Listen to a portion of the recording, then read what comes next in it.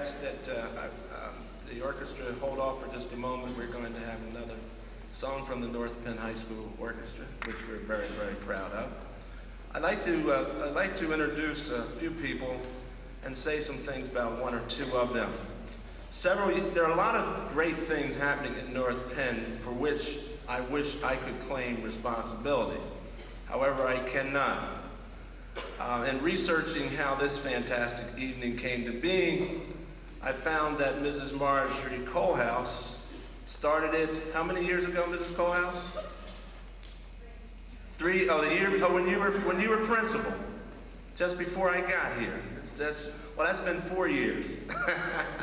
Mrs. Marge Colehouse is now a member of the school board, and I'd like her to stand and say hello and take a bow this time. And thank you for beginning this. It's great. I mentioned when we were talking following dinner that the school board has been extremely supportive of our efforts, at least during my tenure here, and I have no reason to believe that won't continue. As a matter of fact, it excites me that the school board has been so supportive. I'd like to acknowledge a few of those persons at this time. Mrs. Pat Davis, president of the school board, is here. If you'd hold off your applause and just remain standing, if you wouldn't mind. Mrs. Davis, Mrs. Pat Shields, Ms. Liz Siegel, and I think, and again, Mrs. Colehouse, you can stand as a board member now.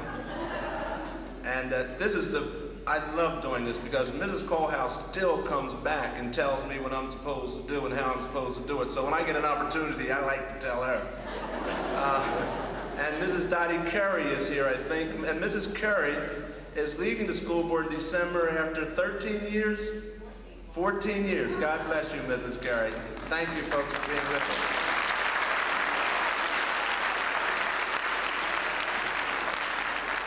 At this time, we'll have another selection from the North Penn High School Orchestra. Mr. Philip Tackett, director, conductor.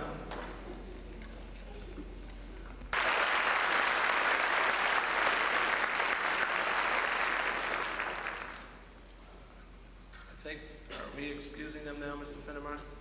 Okay. Ladies and gentlemen, take your leave.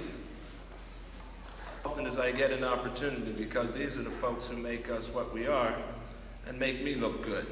An administrative team, you met my assistant principals, Dr. Bill Yarwood, whom all of you will have some contact with this year, not he directly, at least it's his office. Dr. Yarwood does a lot of things with our career education, with our college education, exploring all. He's a great guy. Does a super job for us, Dr. Yarwood. And somewhere back there is Mr. Ryan, our athletic director, who is a member of the administrative team, and the school psychologist and my personal psychologist, Mr. Barry Chasen. And he gets more work with me than he does the entire school. But it may be because of this next group I'm going to introduce. No, I'm just kidding. The most significant group of people that we have in this high school are not the administrators. The most significant group of young people we have in this high school happens to be the faculty. And they're sitting over here. Would you stand, please?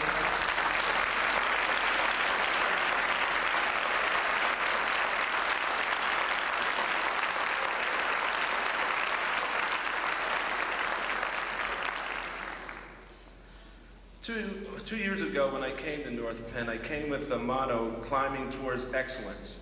The young people sitting here tonight certainly have taken North Penn up another rung in the ladder towards that goal. This year, the motto is, again, the climb continues. Next year, we will become the excellent school that we set out to become 4 years ago. Next year, we will apply for the National Excellence Award. And I am certain that a year from May, I will be able to very proudly say that we are, in fact, recognized for being what we think we are now, and that's an excellent school. And it's because of these young people and because of their parents and all the others that I've introduced tonight, and particularly so because of this young lady I will introduce now, Dr. Frances Rose, Superintendent of Schools.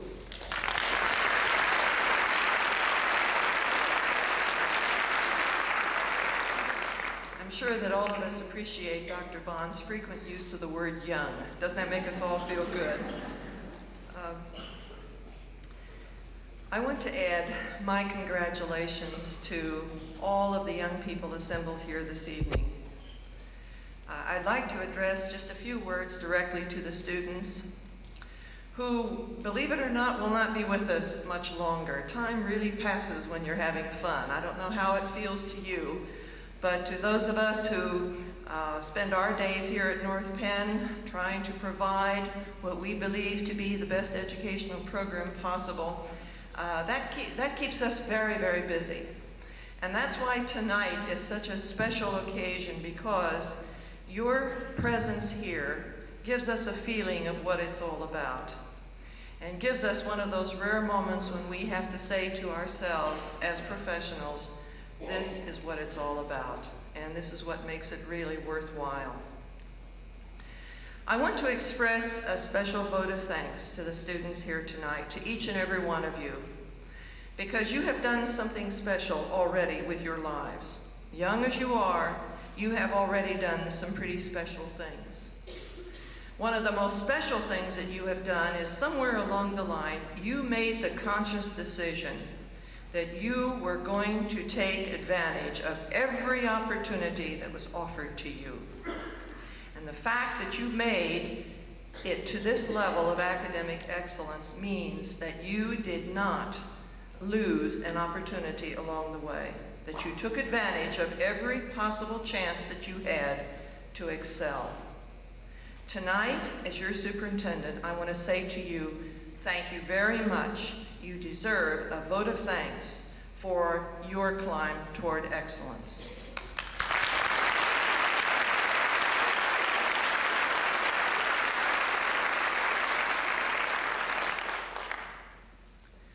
Many of you have the extreme good fortune of being supported in that effort toward excellence by parents who care and love and support you in that climb. They are here with you tonight, many of them, to share this great moment with you. As I circulated among the parents this evening before dinner and had a chance to talk with many of them, their smiles were very broad, and the relief was written all over their face. I am really very glad to be here tonight for this kind of reason. And the parents have every reason to be proud to be here tonight, because they, in a special way, can take a great deal of pride in what these young people represent here tonight.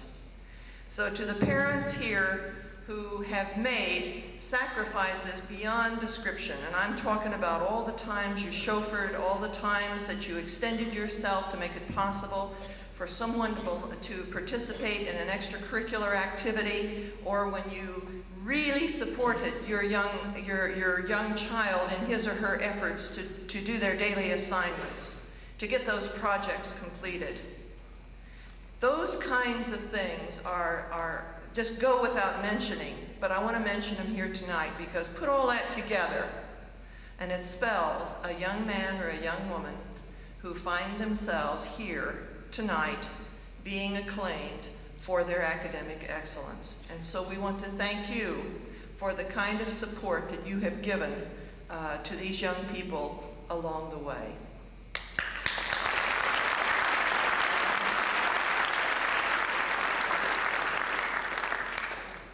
North Penn stands for many wonderful things, and it is a real privilege in this district to be able to be a part of the caring and supportive environment that so many people contribute to making the educational program in this district the excellent one that it really is. I am talking specifically about board members who contribute so generously of their time and effort on a consistent basis to solve all of the myriad problems that go into running a complex educational system.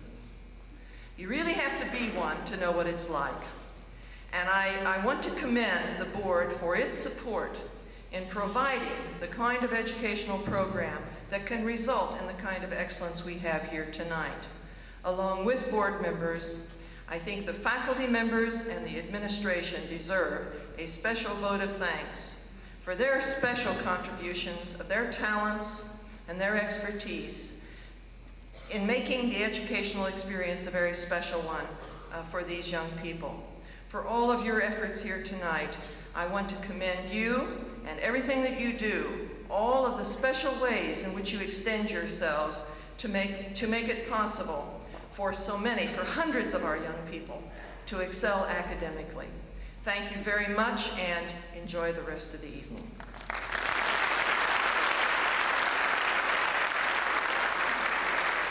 One of the nice parts of the evening is that it's been tradition to bring back former graduates from North Penn High School to speak with us.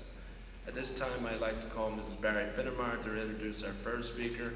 And Mr. Lemon, would you follow as soon as the first speaker has to introduce our second speaker, Mrs. Finnemar.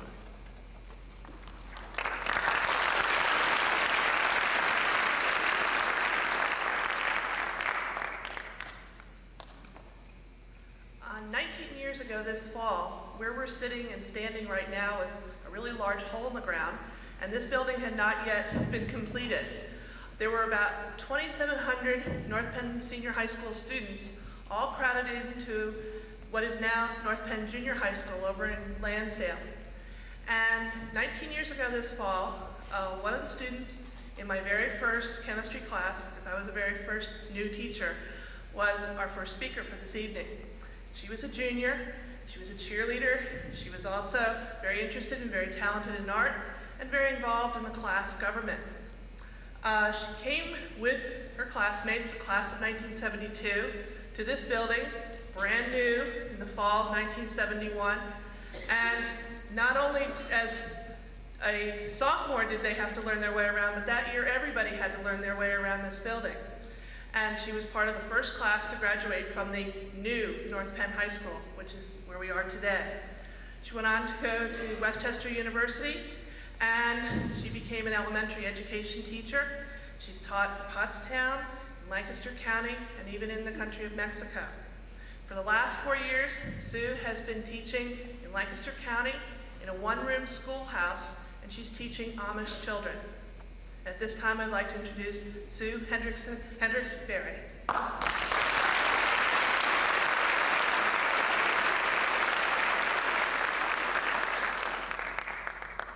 Good evening. It was with a lot of pleasure that I accepted Mr. Finnemar's and Dr. Vaughn's invitation to speak to you tonight, as they asked me to talk about something that is very dear to me, education. Education has played a major role in my life ever since I started out at Oak Park Elementary as a kindergarten student. And it continues today to be a focal point of my life as I now am an educator myself. It was very early in my elementary years that I made a commitment to education. Throughout my years in the North Penn School District, that commitment was strengthened by teachers who enlightened me, who encouraged me, who challenged me, and who most importantly, really cared about me. North Penn prepared me well to be successful in college and to approach with confidence any task that needed to be done. Upon graduation from Westchester University, I was finally ready to be a teacher myself, to give back to my students the knowledge, the encouragement, and the love that had been given to me by my teachers. Since then, I've had the opportunity to teach in many capacities. I have taught 5th grade and 3rd grades in public schools. I've tutored Laotian children in the speaking and reading of English. I taught grades 1 through 8 in an international school in Mexico. And at present, as Mrs. Finnemeyer mentioned, I'm teaching 1st, 2nd, and 3rd grade Amish children in Pennsylvania's last publicly run one-room schoolhouse. Now, of all the things that I've done, that last one that I said is the thing that everyone wants to know most about. So I think I'll tell you a few things about my school. First of all, it is a one-room schoolhouse, and it's not quite like the Amish schools that you see if you've ever gone to Lancaster County. It does have electricity, it does have heat, it does have a telephone. It doesn't have plumbing. So I use the outhouse just like all the little boys and girls. My first graders come to me having had no kindergarten, sometimes not speaking any English, and by the end of first grade, I have to have gotten them through first grade. So we sort of do kindergarten in the beginning and first grade at the end, and I count on the second and third graders to help me a lot. It's kind of like a family in my school. This year I only have 13, and it's really wonderful. It's a simple life out there. I've got cows around me, and I say good morning to the girls every morning when I pull up. And sometimes it's hard to believe that I'm a part of the real world because it seems so special out there. In spite of the fact that that's the most special educational experience that I've had in all the varying circumstances, the common factor has been the children. And those children have proven to me again and again that they are capable of accomplishing great things. I was thinking about what words of encouragement I could give to you who have already proven your commitment to education. First, I'd like to challenge you to set high goals for yourselves. Don't be afraid to go after your dreams. Seek the best post-high school education that you can to keep your dreams alive and strive for excellence. Second, have perseverance as you reach towards your goals. Don't give up on yourself or your dreams. Third, keep your perspective. Don't be so fixed on your goals that you lose sight of what's happening right now around you. Fourth, keep a sense of humor. By all means, do have fun. Work hard, but enjoy yourself too. And finally, continue to seek new opportunities for growth. Keep yourself open to new directions and possibilities. Don't be afraid to try new ideas. Remember, you are all capable of accomplishing great things. Because of my education, I have been able to realize many of the goals that I have set for myself. As a teacher in Mexico and in Lancaster County among the Amish, I have had the opportunity to be a part of other cultures, and in both situations, I felt like I was the luckiest teacher alive. In all my teaching experiences, I've had the satisfaction and the joy of helping children discover the wonders of the world and of themselves. I've continued to change, for I can't seem to stay still for too long, and I look forward to my next opportunity to learn and grow in a new direction in my profession and beyond. I wish you all good luck as you realize your goals. I commend you for the efforts that have enabled you to be a part of this program tonight. I congratulate your parents and your teachers who are, I'm certain, as proud of your successes as you are. And I leave you with a reminder that you are ultimately responsible for your own education. Give it all you can. You are capable of accomplishing great things. Thank you.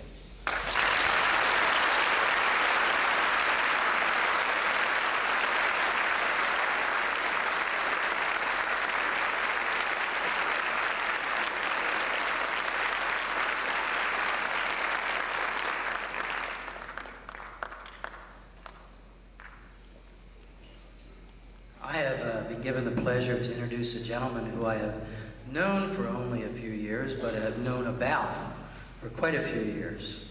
His good reputation preceded our first meeting. Rob Girth is a 1976 graduate of North Penn High School. While at North Penn, he played varsity soccer. And it's my understanding that if we coax him a little bit, he'll tell us the story about the one goal you scored your senior year. Only one. That's Saturday. See, he's so anxious already. While at North Penn, Rob was a very effective and very capable president of the Student Government Association. And also, while at North Penn, he was extremely active in telecommunications, producing as a student the first broadcast of the very first mock convention we held here in 1976. After leaving North Penn, he was graduated from Temple in 1980 with a dual degree, a BA and BS in English Communications. From 1983 to 1988, he was the director of CITV for the neighboring Colonial School District. And since 1988, he has founded and directed his own video production company, which he calls Total TV. Additionally, Rob has been very active with the Pennsylvania Association of Student Councils in leadership training since he left high school, has served as editor of the PSC newsletter for the past 2 years, and was the director of the PSC workshop for advanced workshop for student leaders this summer at Lebanon Valley College. And finally, those of you who attended our lock-in last Friday night and Saturday morning know that Rob is a great person to take you on a safari if you're looking for lions. Ladies and gentlemen, Mr. Rob Girth.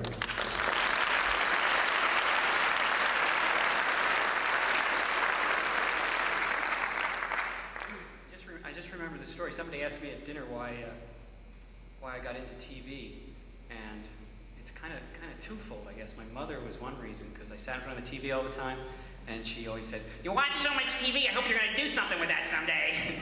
That's what I did. But the real reason is, I think when I was in junior high, what happened was somebody came to me and said, "So, you going to take more Spanish?"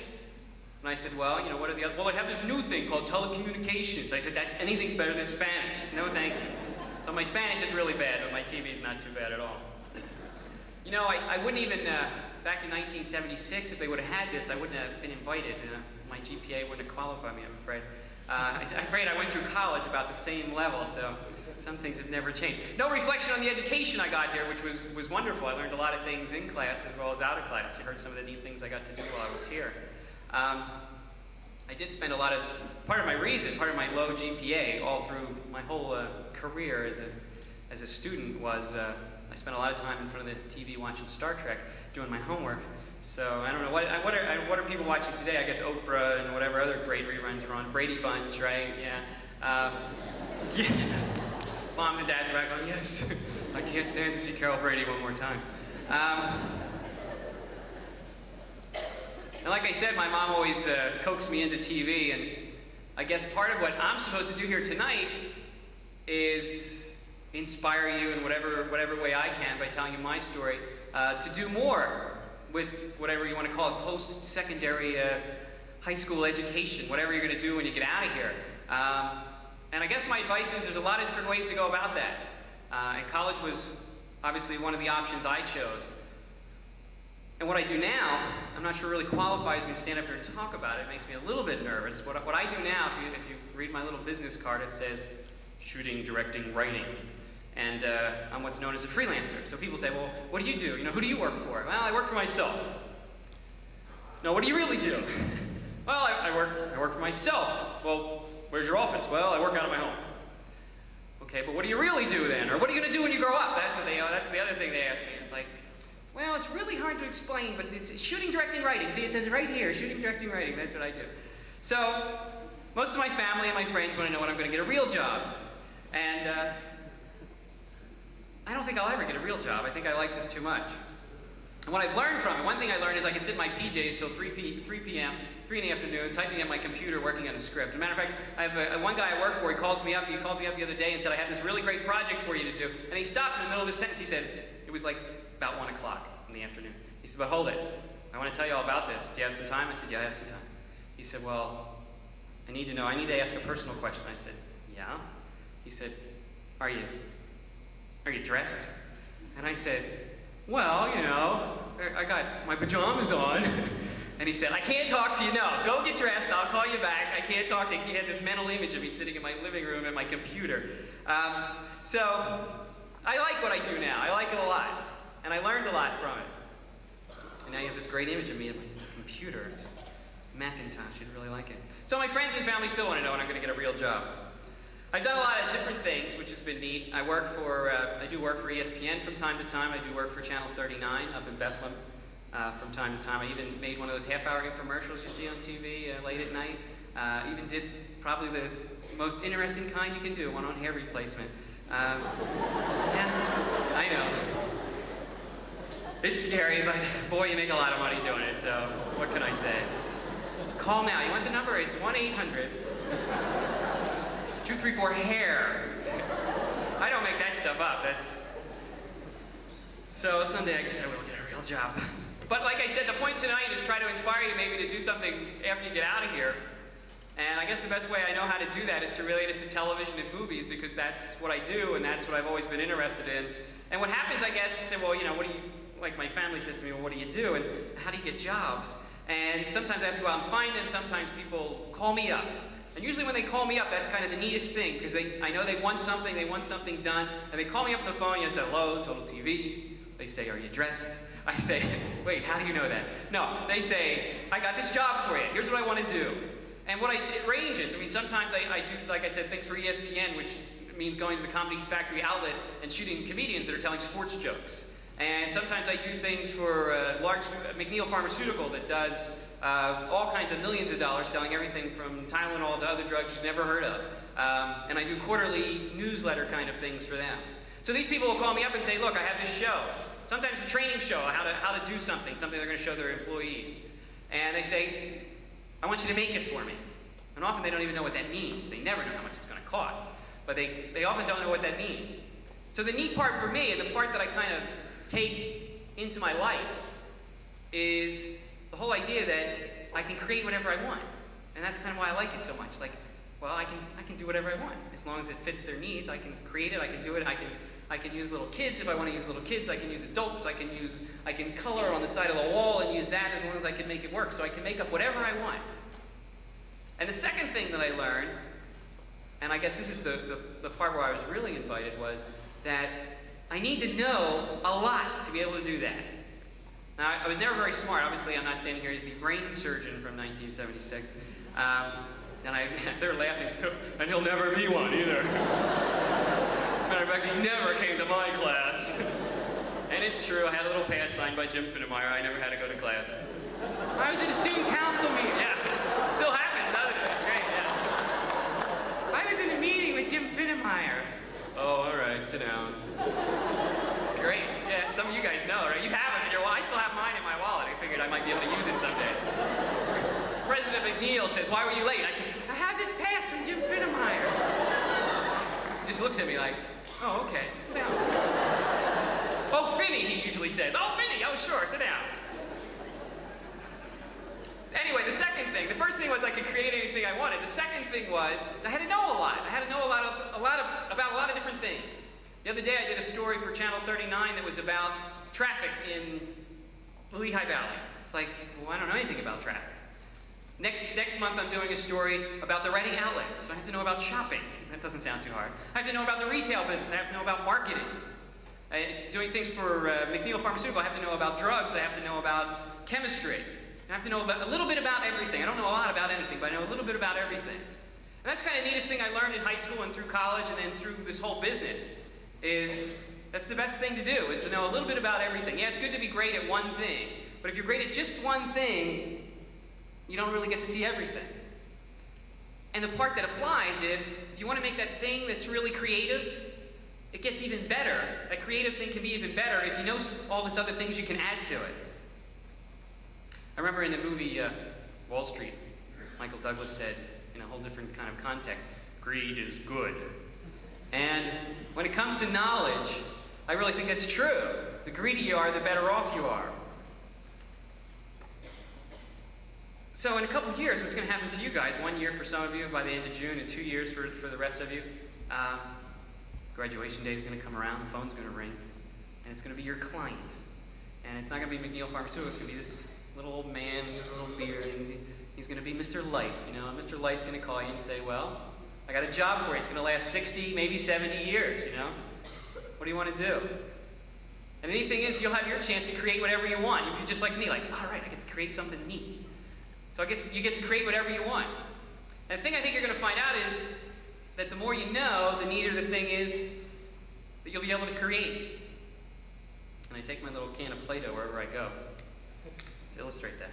Yeah, Play-Doh, all right. Some of you forgot about it. It's like, yeah, I remember that. It's great. It's great stuff. It is great stuff. It really is great stuff. Yeah, I'm going to go buy some now. Some of you have little brothers and sisters. You're going to steal it from them.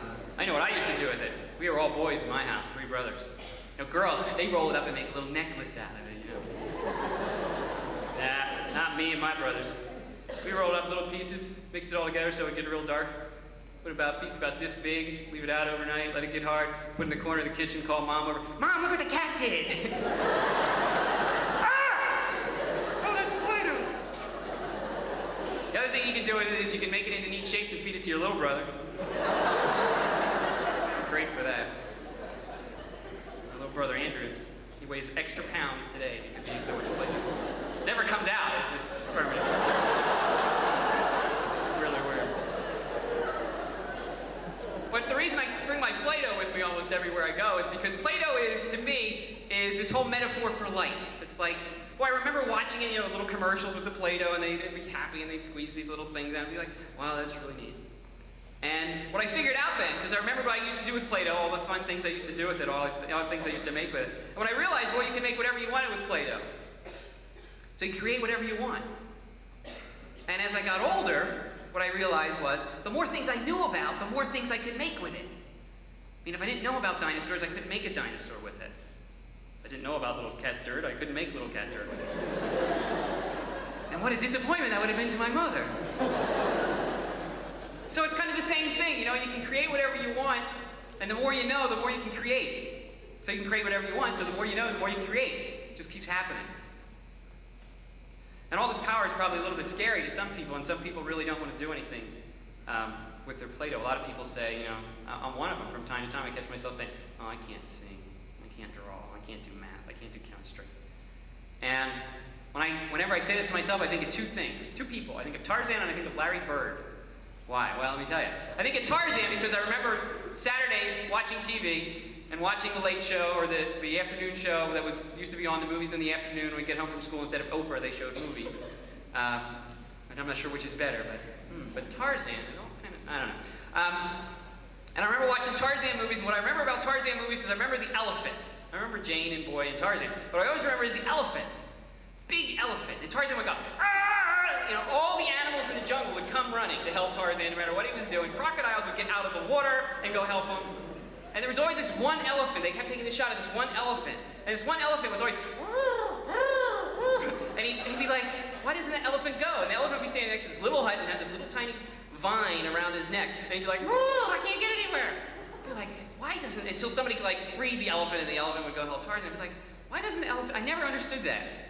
And I was at the circus at the Spectrum, the last time the circus was in town, and I saw the guy that was training the elephants, and all the elephants were there. And I said to him, listen, you're going to think I'm nuts, but I got to ask you this. And I told him the whole story about Tarzan. And I said, it's not true, right? I mean, they made a mistake, something was wrong. And the guy said, oh, no, that's true. I said, what do you mean? He said, well, the way they train elephants is when elephants are baby elephants, they take the biggest chain in the world and they put it around their neck. They take the biggest spike in the world and spike it into the ground and chain him to the spike. And no matter what, the elephant, when he's little, he's trying to run away. He keeps pulling and pulling on the chain. He can't get anywhere. And eventually, the elephant goes, okay, I'm here. And that's it. He's done. And it doesn't matter how big he gets. As long as he feels that little thing around his neck, he doesn't move. It doesn't matter if it's a chain, if it's a rope, if it's a piece of string. He doesn't care because he feels it, and as soon as he feels that, he knows, well, I remember when I was little that I couldn't get away, so I can't get away, so he doesn't even try now. And it happens to a lot of people. I can't sing, I can't draw. You learned that when you were little, and now when somebody says, well, would you sing for us? The little voice inside you goes, you can't sing, fool. And you go, I can't sing, fool. So, I guess the point I want to make is don't be like the elephant, Create whatever you want and learn a lot, and then create whatever you want and then learn a lot. The other reason I think of it is a personal story, Larry Bird. I did a thing for ESPN, and what I did for ESPN was I did an interview with Larry Bird. It was the first thing I ever did with ESPN. So, Larry Bird, the Celtics are in town. It's always a big story. There's always a million people there. I'm in the Spectrum. First time I've ever been in the Spectrum. First time I've ever been in the locker room, and that was a shock in itself, just being in the locker room. And there I am with a million people. And basketball locker rooms are very small because there's usually only 5, 10 people they have to worry about. Well, this room was full of reporters, men and women, in the Celtics locker room. So I'm fighting my way in the crowd to get to Larry Bird, and to the point where I had to get on my knees and crawl up. And I finally made my way as people came and went. I finally made my way, and there I was, up right there, face to face. Larry Bird was sitting there. His knee was there. I was there. I could look up. I saw Larry Bird, and what I noticed was, first thing I noticed was, he seemed like a very nice guy because he seemed really bored with all the same questions. And he was sitting there, he had a Diet Pepsi in one hand, and he had his elbow in ice in the other hand, and he's just going, yeah, yeah, yeah. And the next thing I noticed of Larry Bird was that he had just gotten out of the shower. So Larry Bird didn't have anything on but a towel. When I looked up, I realized the towel was around his neck. And I'm like, so there I was, kneeling down next to Larry Bird, face to face with Larry Bird's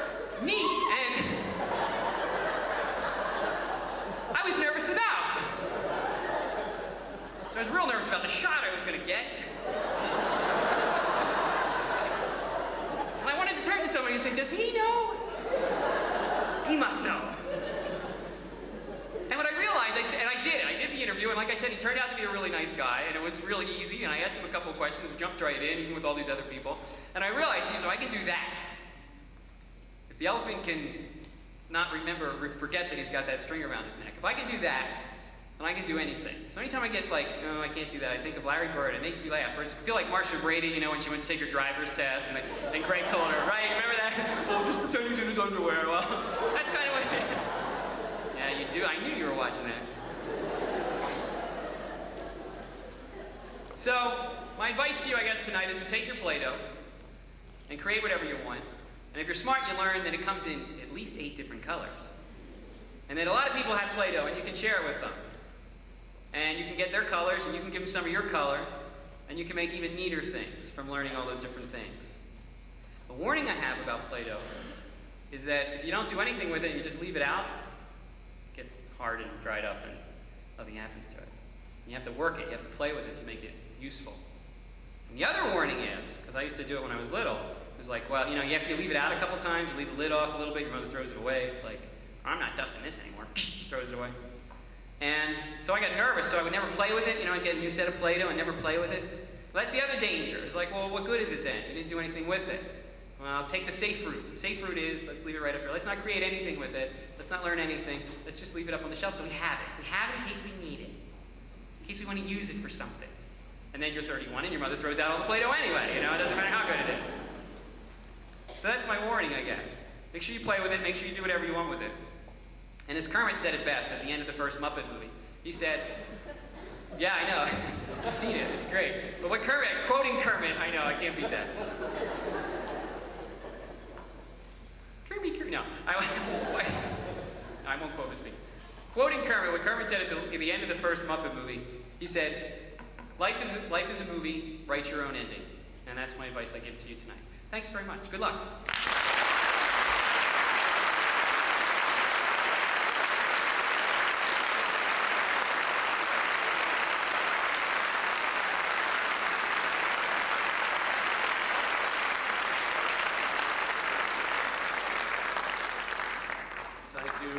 Susan, that article came out in the Inquirer, 2 or 3 months ago. We read it with a tremendous amount of pride, or whatever paper it was, I don't know, but it was tremendous, and we felt very proud. And so thank you for joining us. Bob, thank you very much for joining us, and good luck to you both. And I have a question for you, young men. You didn't talk to any, you mentioned singing. You didn't talk to any of these folks before you got here about my singing.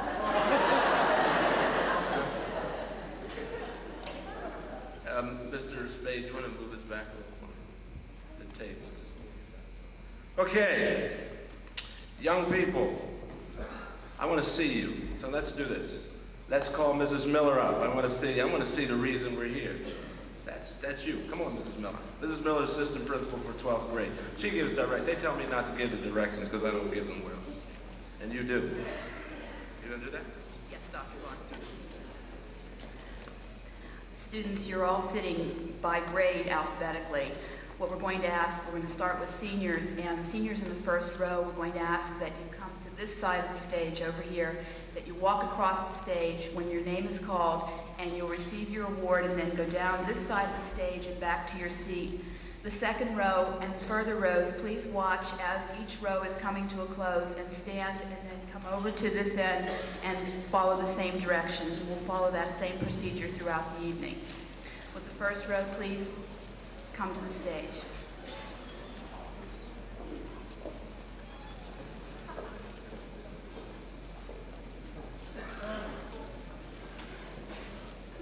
Patricia Abadilla.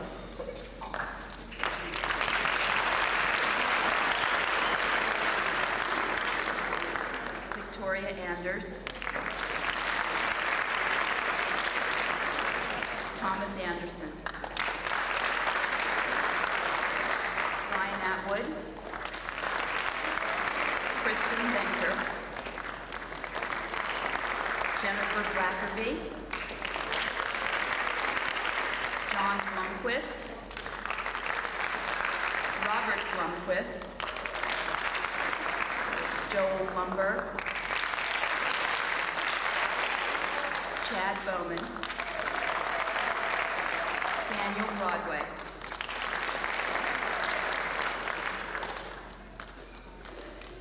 Heather Brown.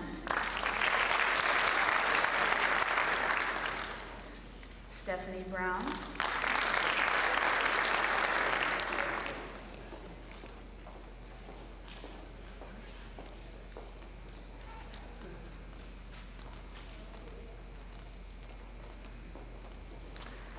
Raphael Campo.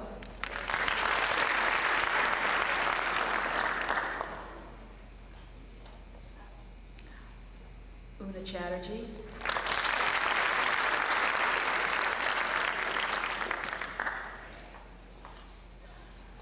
Anthony Civarelli.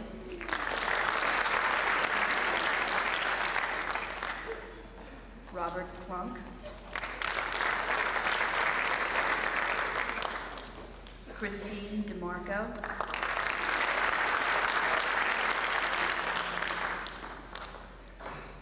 Amy Derrickson.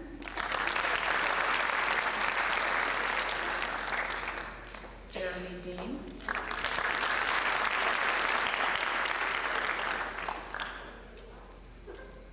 Amy Double.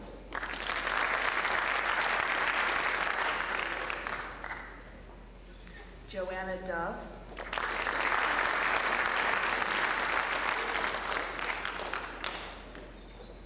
Daniel Dunnigan.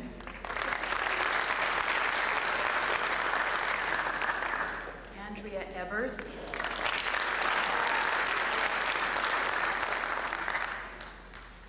Marie Evangelisto.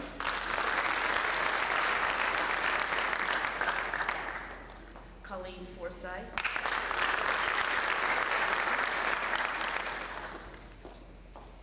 Kelly Gerber.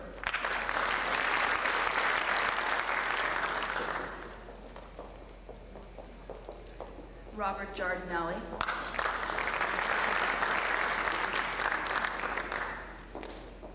Scott Gibson.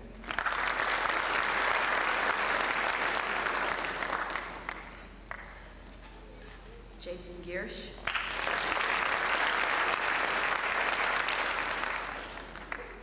Barry Goldstein.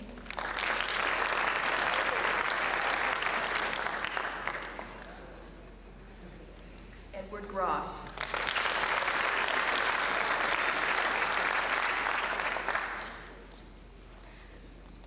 Carolyn Hahn.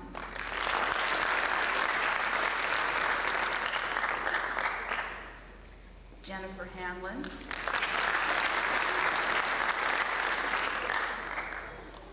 Susan Hartman.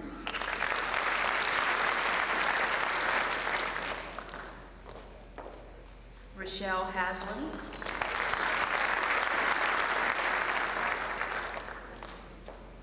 Lisa Hawthorne.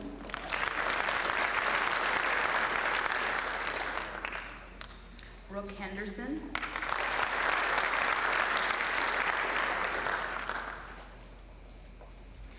Jason Henson.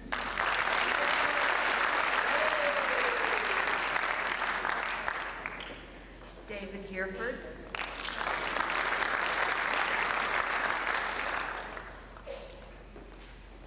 David House.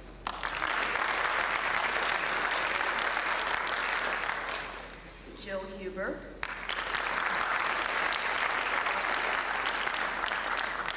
Glenn Hubler.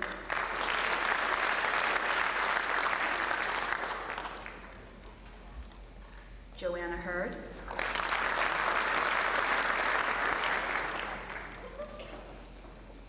Kelly Ingram.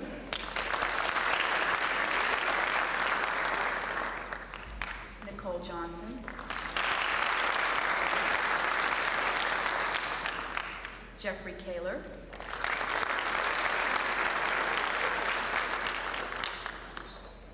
William Kazin.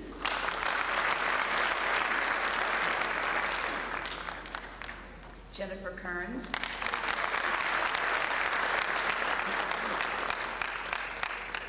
Eric Cassell. Jeffrey Kincaid.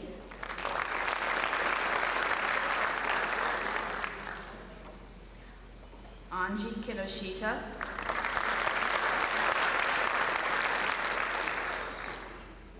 Dong Young Ko.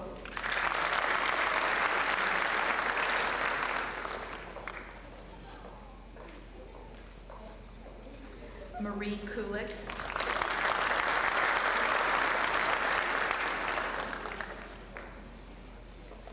Tracy Lancaster.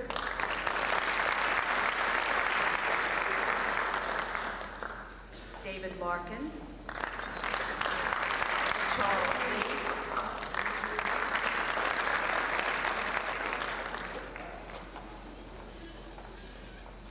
Tracy Lemon.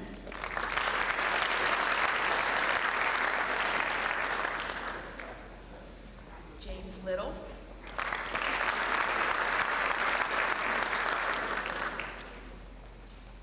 Steve Lowe.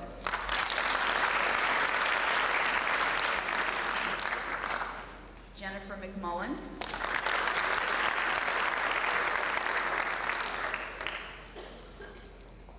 Colleen Mangone.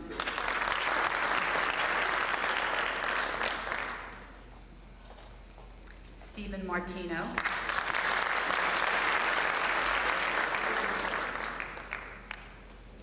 Troy Matthews.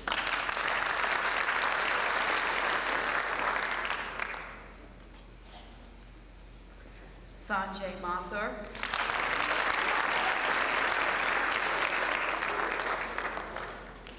David McCrourk.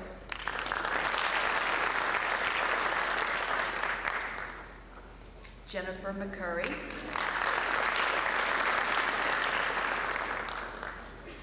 Patricia McGovern.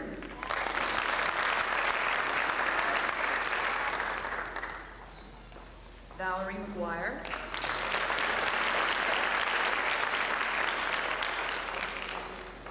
Greer McFadden.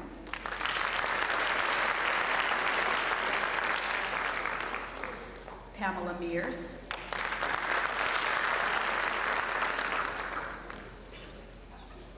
Jennifer Miller.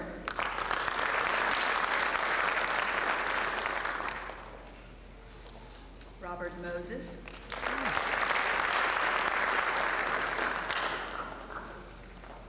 Craig Moyer.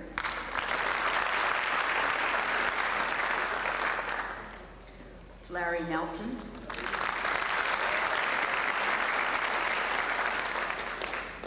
Gina Newdurfer.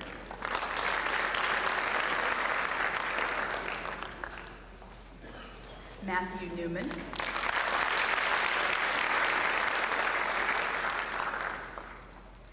Fong Nguyen.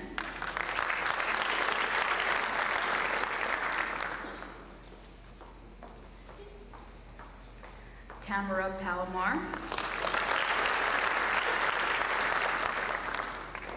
Eric Peterson.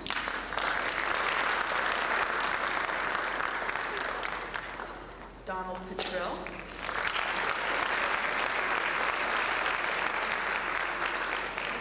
Heather Flyer.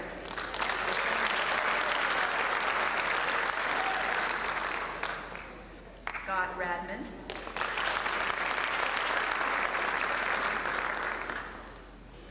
Gretchen Rapaski.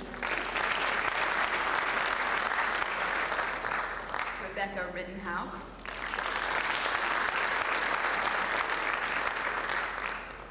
Gina Rose.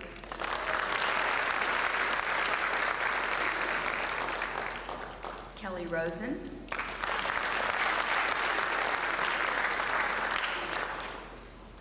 Kirsten Rochon.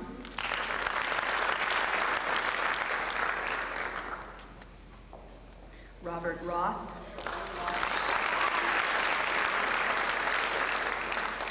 Melinda Sampman.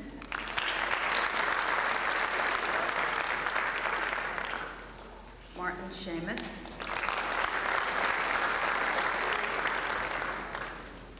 Christopher Schmitz.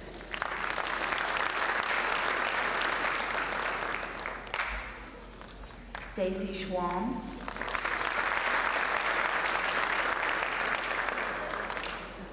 Beverly Schwartz.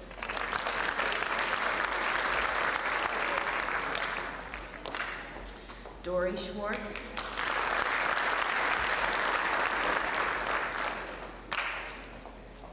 Kristen Senich.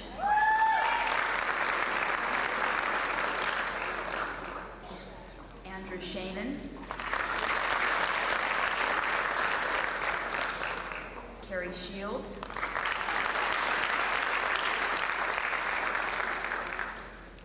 Joan Standridge.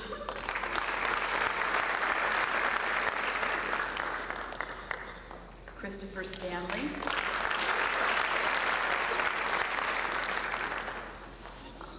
Scott Starkin.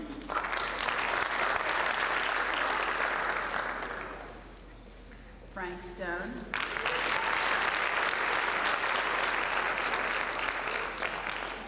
Leah Strizzi.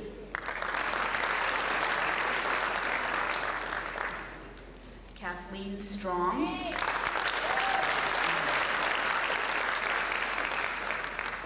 Kimberly Suhar.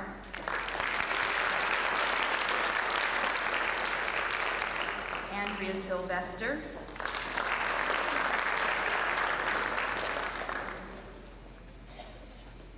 Tina Urso.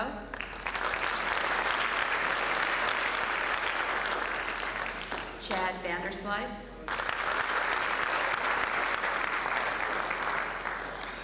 Jennifer Vigliano.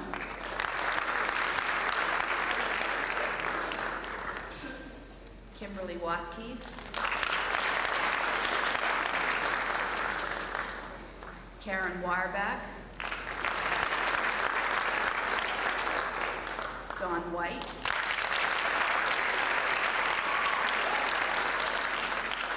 Stephen Wiest.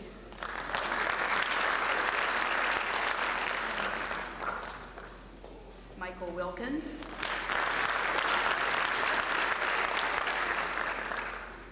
Robin Williams.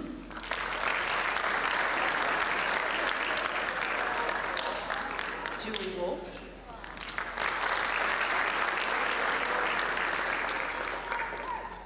Albert Wong. Jennifer Worthington. Kristen Yancey.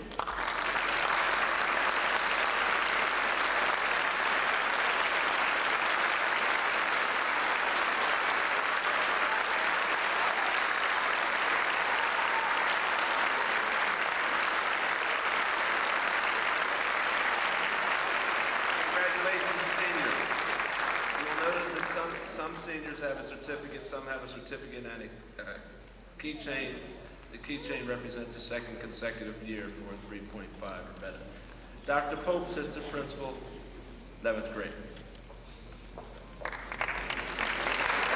Thank you, Dr. Vaughn. It feels really great to be here, and I'm so happy to be able to present these awards. David Averbach. Oh, I'm sorry. I'm to call you forward first, row by row. Would you please come forward?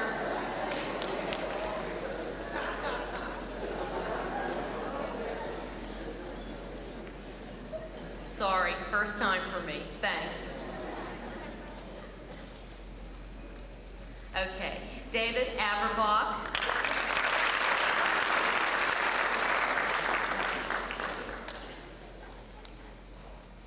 Abra Benson.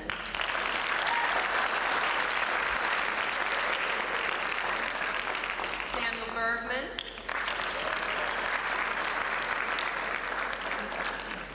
Robin Block.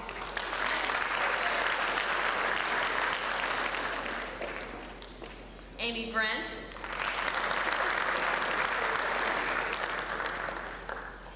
Craig Buck.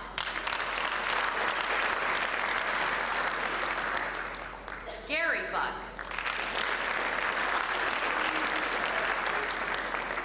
Rachel Buckley. Avril Campbell. Noah Karp.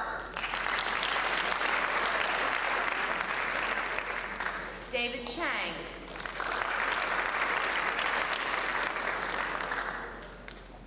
Pamela Cimarelli.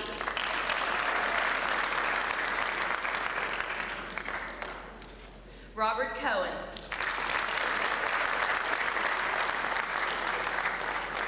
Todd Conley.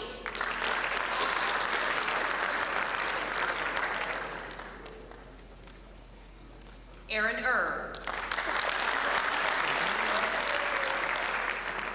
Austin Fairfield.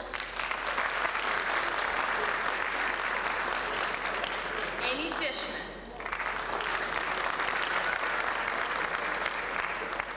Carrie Flango.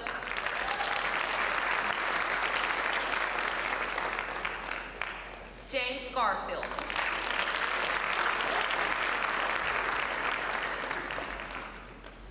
Heather Gazin.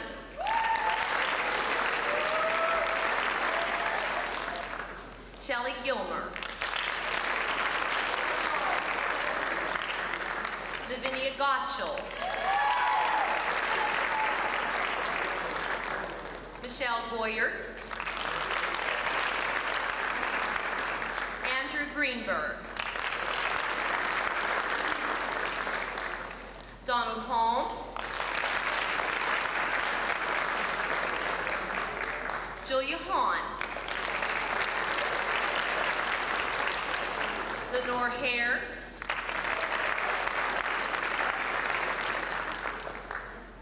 Richard Hawkins. Patrick Hogan.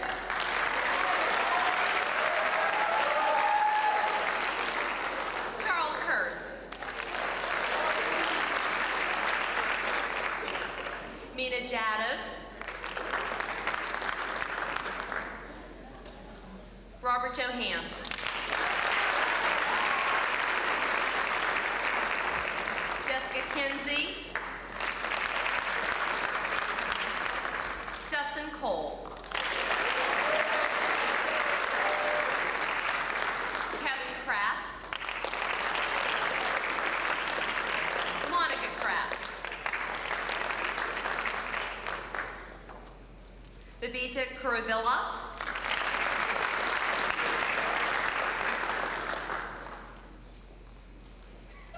Alicia Leibowitz.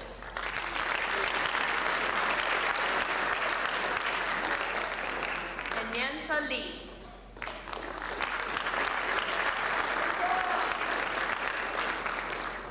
Avron Marcus.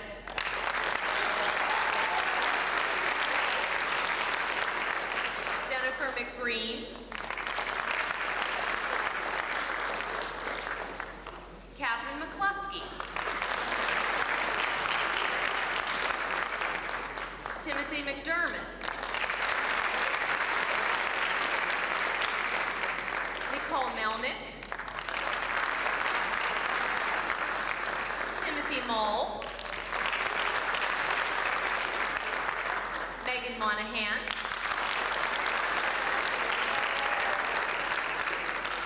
Robert O'Shea. Ross Ostrup.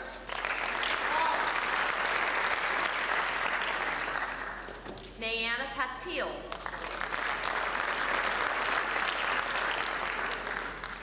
Robert Raydell.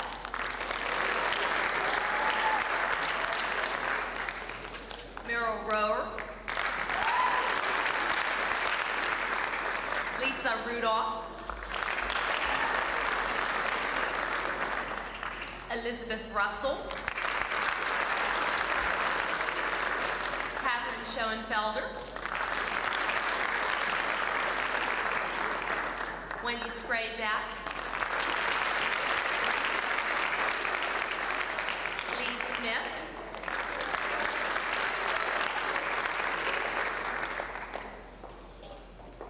Albert Sprazak.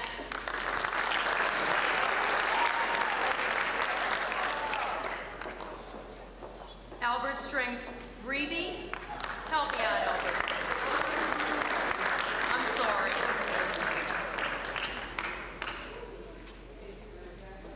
Steingrubel, pardon me.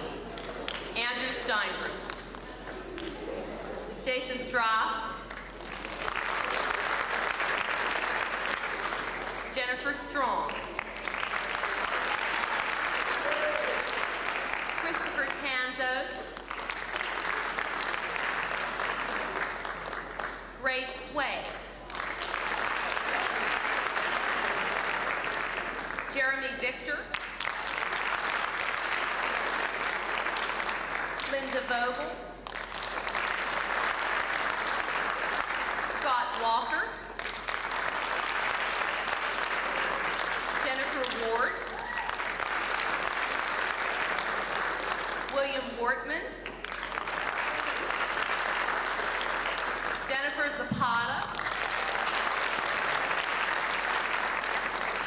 Al Zapata, and Michael Zavada.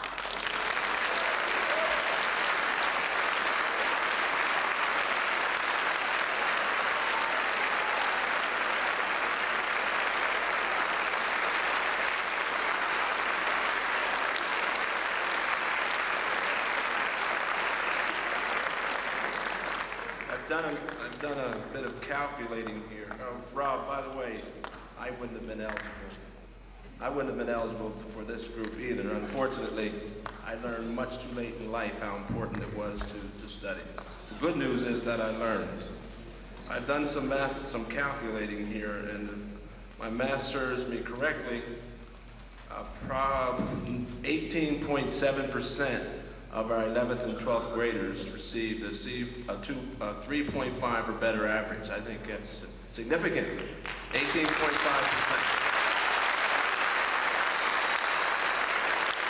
Next year, this time, we'll be at 20. That's our challenge next year, to make it 20% of the 11th and 12th graders with 3.5 or better. Jeff Kaler. Jeff, where are you? Stand up, would you, Jeff? Jeff is responsible for our front cover. Thank you, Jeff.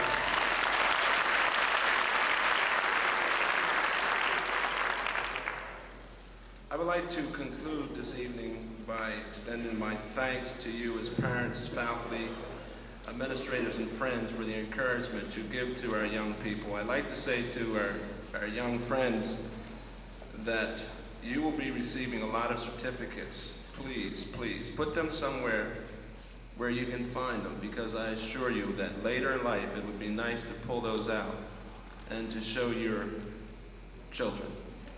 For, I don't know about you parents, but my daughters didn't believe that I ever received a certificate until I pulled some of my certificates out. And don't be like, I mean, I had to go get one made. My pleasure having all of you here for my birthday party. Next year we'll try to do it on a different night. I've got to go home and face my wife and my sophomore daughter, who are not very happy with me at this moment. But the occasion makes it worth it. And I thank you for that. And I thank you for being you.